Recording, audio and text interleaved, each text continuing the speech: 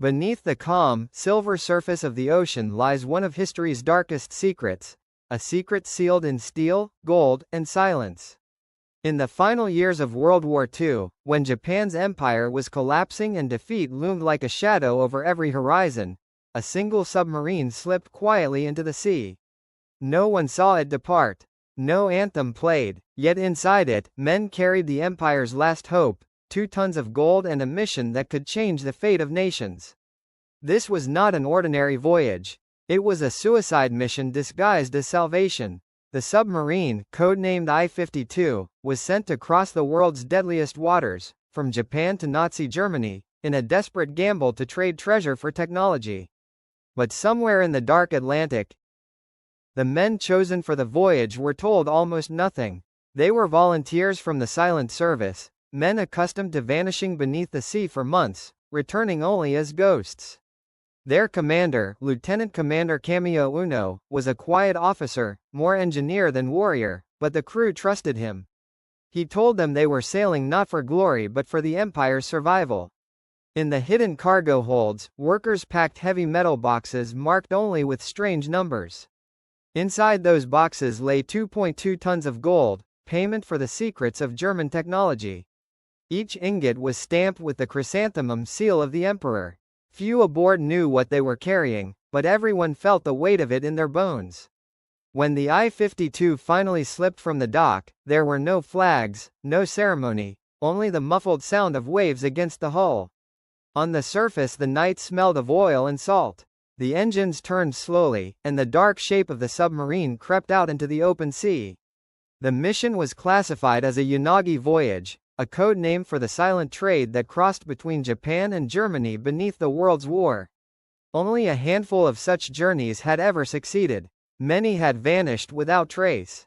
Still, the Admiralty believed the I-52 could do what others could not. It was one of the newest boats, with long range and double engines for endurance. Days turned into weeks. The submarine crossed the South China Sea, then moved westward through the Indian Ocean, far below the shipping lanes. Inside, the air grew heavy, a mix of oil, sweat, and metal. The crew rotated through endless watches, listening to the steady thrum of the diesels and the faint pulse of sonar pings that drifted through the water from unseen ships. Every sound became a message. Every silence felt like a threat. They were moving through invisible territory now, where no friendly port existed. At night, when the periscope broke the surface, they saw nothing but stars and the far horizon. The radio operator, Petty Officer Harada, sat for hours at his desk, listening to the code frequencies that carried the Empire's last messages. Sometimes he heard static that sounded like whispering. Sometimes he swore he could hear music from the other side of the world. He never told the captain. Sailors in the dark learned not to speak of ghosts. Meanwhile, far away in Washington, a different kind of silence was being broken. Inside a windowless room at the Naval Communications Intelligence Office, American cryptographers were decoding Japanese naval transmissions. They had learned the patterns, the call signs, the invisible handshakes that traveled across radio waves.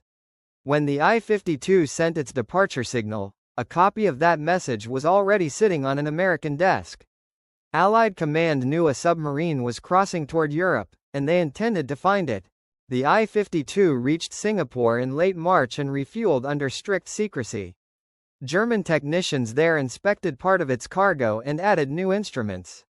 Among them were codebooks, Enigma parts, and sealed containers that even the captain was not allowed to open. After a brief stop, the submarine continued toward the Atlantic, hugging the African coast, then turning north into deeper waters. The weather grew rougher, the sea colder. Still they moved west, into the long blue desert of the mid-Atlantic. In early June the crew received orders to rendezvous with a German submarine, U-530, off the Cape Verde Islands. The meeting would take place at night, under blackout conditions. The exchange would be brief. Mail, small equipment, and perhaps a liaison officer to guide them through the Atlantic defenses. When the night came, the ocean was dark as ink. The two submarines surfaced side by side, their silhouettes barely visible against the sky. Men crossed on narrow planks, carrying boxes wrapped in tarpaulin. For a few minutes, the Axis alliance existed physically, two worlds meeting on the open sea. Then the engine started again, and both boats vanished into separate directions, each carrying its own secrets. What the crew of the I-52 did not know was that their meeting had been intercepted. American listening stations in West Africa had picked up faint Morse signals that matched Japanese traffic. The Allied codebreakers pieced it together: a Japanese submarine, heavy cargo, route to Europe, expected near the mid-Atlantic.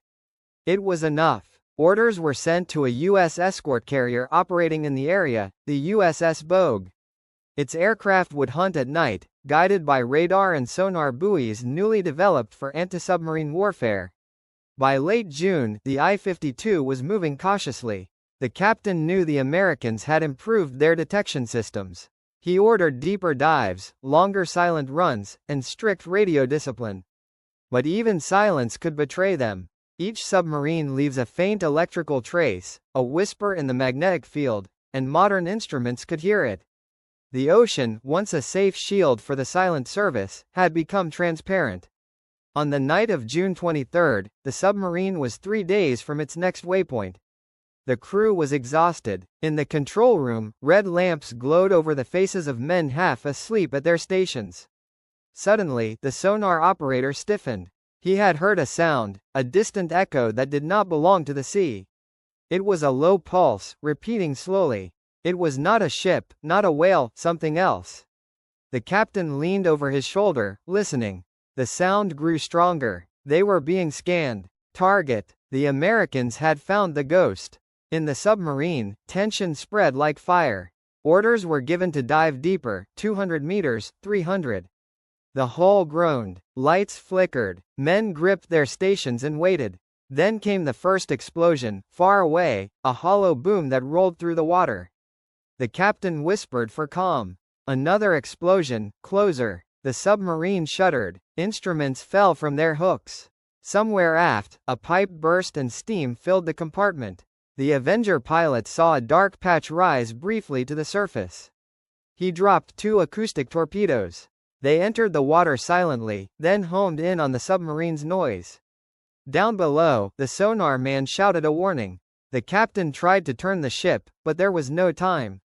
The first torpedo struck near the engine room. The second followed seconds later. A blinding light, then darkness. The sea swallowed the I-52 in silence. Within minutes, the water closed over the wreckage, leaving nothing but drifting oil and a few pieces of wood. Above, the American pilot marked the coordinates and radioed the kill report. He could not have known that inside the sinking hull lay 2 tons of gold and 73 men whose names would never be spoken again. In Tokyo, the submarine was listed as overdue. No signal ever returned. Officially, it remained on patrol. Families waited months for news. The empire was collapsing by then, and few wanted to ask questions about a mission that had never existed. The documents were sealed. The codes were changed. The name I-52 faded into archives, whispered only by those who remembered the strange cargo that had left Kure that spring.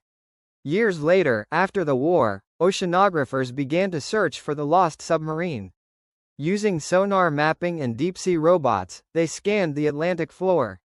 In 1995, a team finally located the wreck at a depth of 17,000 feet. The hull was still intact, the guns pointing upward as if guarding a secret. The hatches were closed. No gold was ever recovered, though the cameras showed glints of metal in the silt. Some said it was the reflection of brass. Others believed it was the Emperor's treasure still waiting in the dark. Divers who studied the footage claimed they heard sounds when the camera approached the control room, a faint knocking, like Morse code, as if someone below was still sending a message. The scientists dismissed it as sonar interference, but among the crew who worked that expedition, a few never forgot it. They said that when the lights passed over the nameplate of the submarine, the water around it shimmered slightly, like breath against glass. When the war ended, the sea kept its secrets. The ocean floor became a graveyard for machines and men, for empires and their dreams. In Japan, the silence around the lost submarines grew heavy. Documents were burned, officers disappeared, and families were told that their sons had fallen with honor somewhere in the Pacific. No one spoke of the gold, or the secret voyage, or the coded orders that had promised salvation. The empire had collapsed, and the sea had taken what it wanted. But legends never stay buried. In the years that followed, fishermen spoke of strange signals caught on their radios when storms rolled across the Atlantic. They said sometimes between the static, a voice would rise, repeating a call sign no one used anymore. Some claimed it was only an echo bouncing from old transmissions trapped in the ionosphere. Others whispered that it was the voice of a lost crew still sending their coordinates to a world that had forgotten them. By the early 1990s, technology had reached far enough to look deep into the places where men could never dive. A private expedition led by oceanographer Paul Tidwell decided to search for the missing submarine. He had read the war archives, the decoded messages, the coordinates marked by the American pilot in 1944. The sea was vast, but the numbers gave him a starting point. His team used side-scan sonar to sweep the ocean floor, tracing every shadow, every shape that looked unnatural. For months they found nothing but ridges and trenches, until one day a shape appeared on the screen, long, narrow, unmistakably metallic. They sent down a remote-operated camera, its lights cutting through black water that had not seen the sun in half a century. Slowly, the image resolved.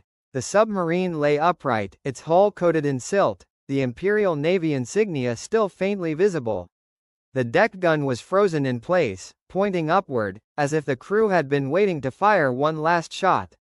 Around it, the ocean was silent. When the camera moved closer, something stirred, a small current, a shimmer of particles that looked almost like dust in the light of a lantern. Inside the wreck, the rooms were untouched. The captain's quarters were sealed. The logbooks had disintegrated, but the brass instruments gleamed faintly, preserved by the pressure and cold.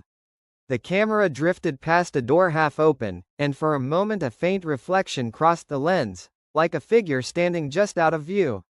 The operator blinked, thinking it was his imagination, but the shadow lingered for an instant before vanishing into darkness. When the footage reached the surface, the crew of the research ship watched in silence. They had found the I-52, the ghost of the Imperial Navy. Tidwell's voice trembled slightly as he confirmed the discovery. The coordinates matched the records almost exactly. He announced to the press that the submarine had been found, one of the last lost vessels of the war. But privately, among the team, not everyone was certain what they had seen. Several members reported strange interference during the dive. Their instruments had picked up rhythmic signals, faint but deliberate, echoing from the direction of the wreck. The pattern matched old naval Morse code, but the message made no sense. It repeated the same 3 letters, over and over. In Tokyo, the news of the discovery reopened old wounds. Survivors of the Imperial Navy, now old men, spoke in interviews about the lost missions. Some remembered seeing the I-52 before it sailed, guarded by armed sentries, carrying cargo no one was allowed to discuss. One former officer said quietly that he had seen the manifest, that the gold was real, that it had been meant as payment for jet engine blueprints and radar parts. He also said there had been more than one submarine. Several others, smaller and faster, had been prepared for similar missions, but none ever returned. Their names were erased from the records. He called them the Ghost Squadron. The Americans confirmed no gold was ever recovered from the wreck, though they did note several sealed compartments inaccessible to the remote cameras. Some believed the treasure was still inside, sealed forever by pressure and time. Others thought it had been looted long before, when secret post-war salvage operations combed the Atlantic under false names. Whatever the truth, the I-52 became a legend, a symbol of the silent war beneath the war, a story of men who sailed into the deep carrying the last hope of an empire already dying. Years passed, and the world forgot again. But the ocean did not. In 2001, another expedition visited the site. This time, they used high-definition cameras and more precise sonar. As the submersible descended, its lights caught the hull from a new angle. There were marks on the metal, long scratches that curved like handwriting. No one could explain them. Some said it was damage from debris. Others, looking closely, swore the lines formed Japanese characters, a prayer for safe voyage, etched by a hand that knew it would never return. One of the technicians who watched the live feed from the control room said later that he heard a sound through his headset during the dive. It was faint, almost below hearing range, a slow tapping rhythm. He thought it was the sonar bouncing off the wreck, but when he removed his headset, the tapping continued for a few seconds, as if coming from the walls of the room itself. He refused to work another shift after that. The footage from that dive showed something else. As the camera passed over the forward section of the hull, a pale mist seemed to drift from one of the hatches. The operator adjusted the focus, thinking it was sediment, but the mist moved against the current, curling around the camera before dispersing. The temperature sensors dropped suddenly, then returned to normal. When they reviewed the recording later, the mist wasn't visible on the data feed, only on the live video. It was as if the camera had seen something that didn't exist in the digital record. The company that financed the expedition decided not to pursue further dives. Officially, they cited cost and logistics. Unofficially, several of the crew were unwilling to return to that site. In interviews years later, a few admitted they had all dreamed the same thing after that mission, of being inside the submarine, walking through silent corridors filled with lightless water, hearing voices that spoke in a language they couldn't understand. One of the technicians who watched the live feed from the control room said later that he heard a sound through his headset during the dive. It was faint, almost below hearing range, a slow tapping rhythm. He thought it was the sonar bouncing off the wreck, but when he removed his headset, the tapping continued for a few seconds, as if coming from the walls of the room itself. He refused to work another shift after that. The footage from that dive showed something else. As the camera passed over the forward section of the hull, a pale mist seemed to drift from one of the hatches. The operator adjusted the focus, thinking it was sediment, but the mist moved against the current, curling around the camera before dispersing. The temperature sensors dropped suddenly, then returned to normal. When they reviewed the recording later, the mist wasn't visible on the data feed, only on the live video. It was as if the camera had seen something that didn't exist in the digital record. The company that financed the expedition decided not to pursue further dives. Officially, they cited cost and logistics. Unofficially, several of the crew were unwilling to return to that site. In interviews years later, a few admitted they had all dreamed the same thing after that mission, of being inside the submarine, walking through silent corridors filled with lightless water, hearing voices that spoke in a language they couldn't understand. The wreck remains there today, 17,000 feet below the surface, deeper than any diver can reach. The ocean preserves it perfectly. The pressure is immense, the water cold enough to stop decay. Inside, the instruments are still fixed in place, the gold, if it exists, untouched. Some oceanographers say the I-52 is one of the most haunting wrecks ever found. Not because of ghosts or legends, but because it embodies the silence of an entire age. A war fought across every element, land, air, and sea, and remembered only through the fragments left behind. Yet sometimes, when research ships pass near its coordinates, their sonar picks up a faint echo. It comes irregularly, as if answering the ship's pulse with one of its own. The sound technicians call it feedback, but the old sailors who still remember the war call it something else. They say it's the heartbeat of the Imperial Navy's ghosts, still patrolling their endless route beneath the waves, still keeping their oath to protect the empire that no longer exists. In naval folklore, the story has grown with each telling. They say that on nights when the Atlantic is calm and the stars are hidden, the sea glows faintly over the spot where the I-52 lies. Some claim to have seen the outline of a submarine rising slowly from the deep, its lights flickering like lanterns through fog, before fading into darkness again. Scientists explain it as bioluminescent plankton stirred by currents, but the sailors who have seen it shake their heads. They say they know the difference between living light and the glow of memory. Every war leaves ghosts. Some walk on land, some drift in the air, and some sleep beneath the sea. The I-52 and her crew became part of that great silence, the last breath of an empire that once dreamed of ruling the oceans. Their story is not of victory or defeat, but of endurance, the stubborn will of men who sailed into the impossible because they were ordered to, because they believed they might still serve a dying flag. The ocean remembers everything. It keeps the wrecks, the bones, the gold, and the echoes of human voices. It holds the laughter of the young sailors who once stood on the deck, looking at the stars. It holds the fear they felt when the sonar pings grew louder, the final shock of the explosions, the stillness that followed.